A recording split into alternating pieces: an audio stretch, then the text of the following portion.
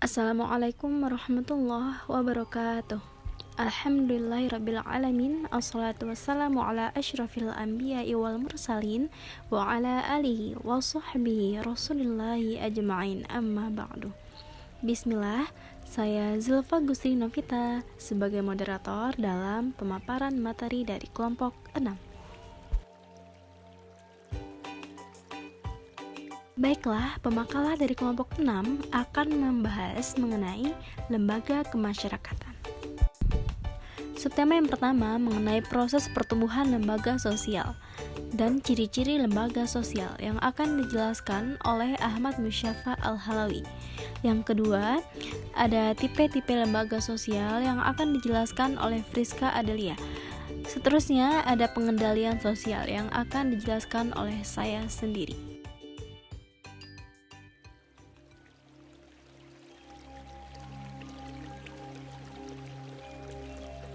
Assalamualaikum warahmatullahi wabarakatuh.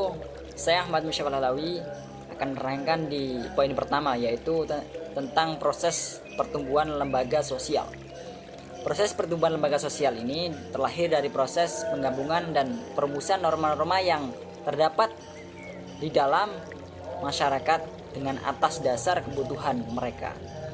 Mereka mempunyai keinginan memiliki keteraturan dalam kehidupan bersama, yang mana bertujuan untuk membuat hubungan yang terjadi antar individu pada suatu masyarakat dapat terlaksana dan terjalin sesuai dengan apa yang telah diharapkannya. Lembaga sosial ini merupakan suatu prosedur yang menyebabkan perbuatan manusia itu ditekan oleh pola tertentu dan dipaksa bergerak melalui jalan yang dianggap sesuai dengan keinginan masyarakat. Lembaga sosial juga dapat diartikan sebagai wadah dari sekumpulan kaidah atau norma yang mengatur pendukungannya yang bertujuan untuk mewujudkan kebutuhan masyarakat yang bersifat khusus. Ada beberapa unsur-unsur pembentukan lembaga, yaitu pertama, sistem norma. Sistem norma ini adalah sejumlah norma yang berkaitan dan terangkai satu sama lain.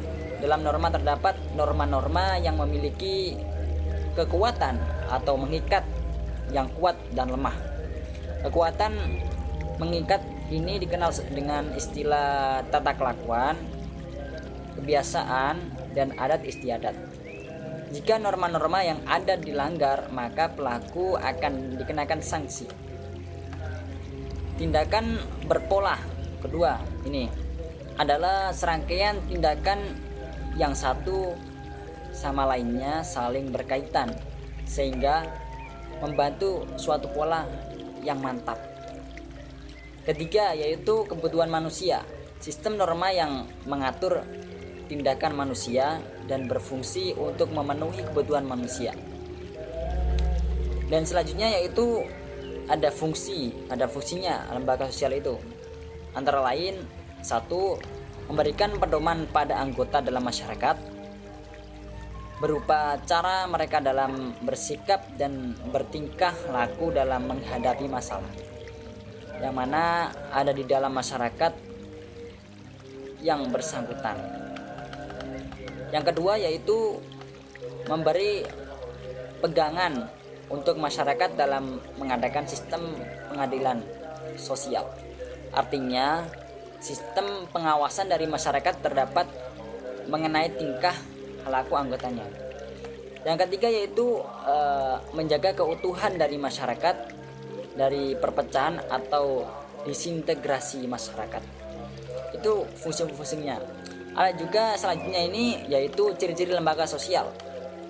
Ciri-ciri lembaga sosial kalau menurut Gilin dalam karyanya yang berjudul General Feature of Social Institution, ciri-ciri pembentuk lembaga tersebut yang pertama yaitu suatu organisasi, pola-pola pemikiran dan pola perilaku yang terwujud melalui aktivitas-aktivitas masyarakat dan hasil-hasilnya mereka. Lembaga sosial terdiri atas adat istiadat, tata kelakuan, kebiasaan-kebiasaan, dan unsur-unsur kebudayaan lainnya. Itu yang pertama. Yang kedua yaitu suatu tingkah kekekalan tertentu yang merupakan ciri dari semua lembaga masyarakat. Sistem-sistem kepercayaan dan aneka tindakan baru akan terjadi di suatu bagian lembaga ke masyarakat setelah melewati waktu yang relatif lama. Misalnya itu kayak suatu sistem pendidikan tertentu akan dapat diterapkan seluruh setelah mengalami masa percobaan. Selanjutnya yaitu ciri-ciri lembaga sosial. Menurut Gilin dalam karyanya yang berjudul General Features of Social Institution, ciri-ciri umum itu lembaga bisa dibagi beberapa bagian.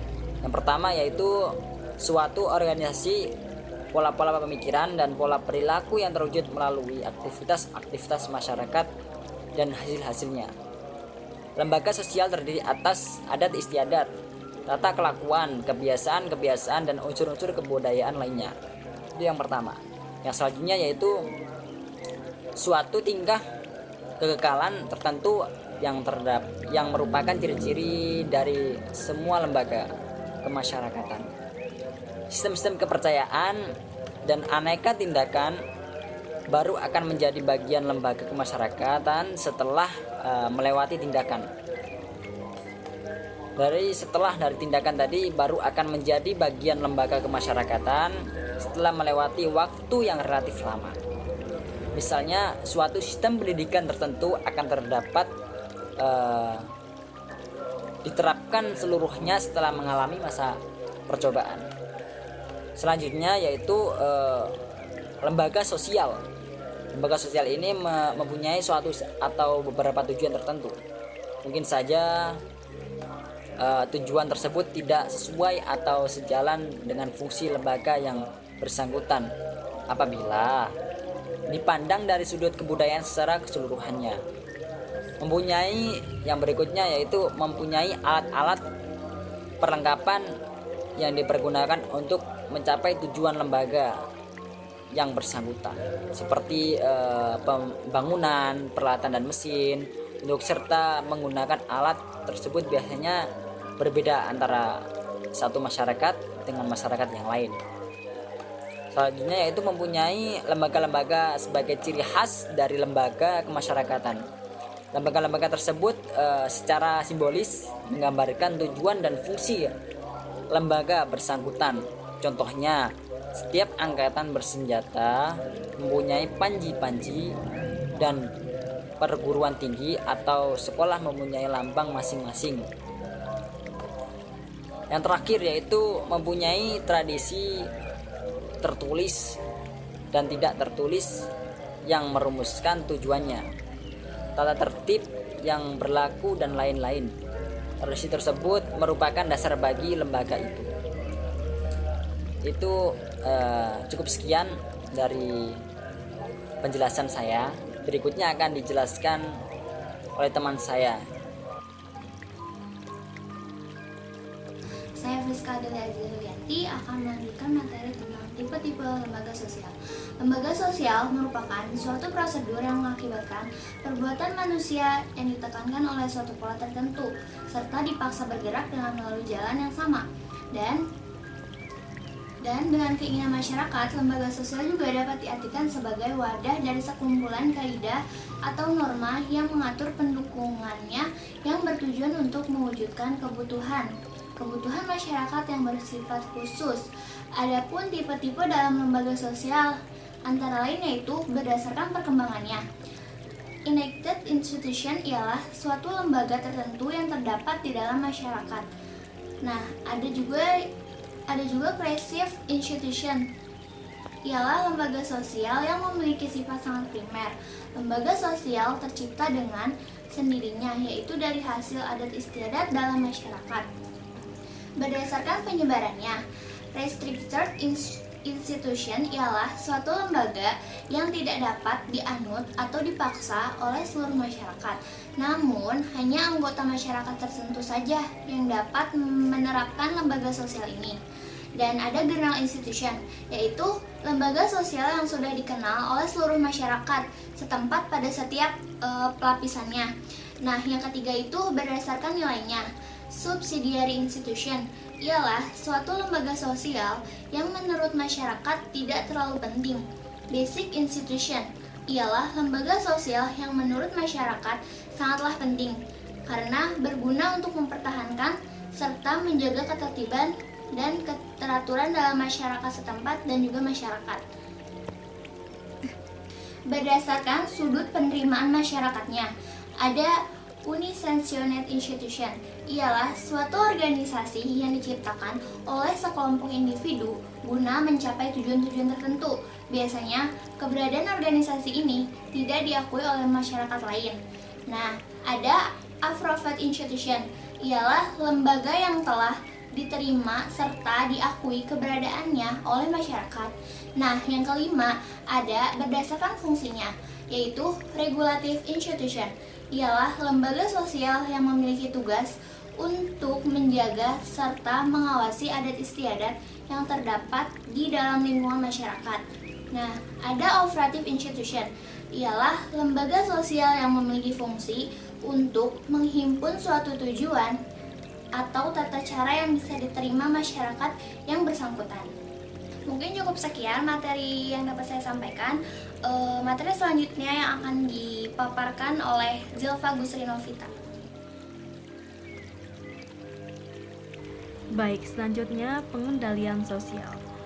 Pengertian pengendalian sosial menurut Kemendikbud, ia mengatakan bahwa pada dasarnya pengendalian sosial adalah mekanisme masyarakat untuk melaksanakan nilai dan norma-norma sosial yang berlaku. Sedangkan menurut para ahli sosiologi, pengertian pengendalian sosial adalah cara-cara yang dilakukan untuk mendorong seseorang agar berperilaku selaras dengan kehendak kelompok ataupun masyarakat. Selanjutnya ada ciri-ciri pengendalian sosial. Ciri-ciri pengendalian sosial ini ada 4, yaitu yang pertama sebuah cara atau teknik yang digunakan terhadap masyarakat. Yang kedua, bertujuan untuk keselarasan antara stabilitas dengan perubahan yang terjadi di masyarakat. Yang ketiga, dilakukan oleh kelompok terhadap kelompok lain ataupun individu lain. Yang terakhir, berlangsungnya dua arah meski terkadang tidak disadari dari kedua pihak. Cara pengendalian sosial. Cara pengendalian sosial yang pertama yaitu cara persuasif.